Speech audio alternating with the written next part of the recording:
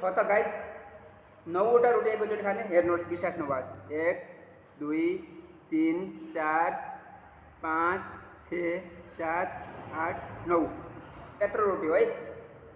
9वटा रोटी उही पनि 2 मिनट 3 मिनटभित्र खाइन्छ है। ल मैले चाहिँ खान सुरु गरेँ। ल 9वटा रोटी खान सुरु गरिसकेँ मैले।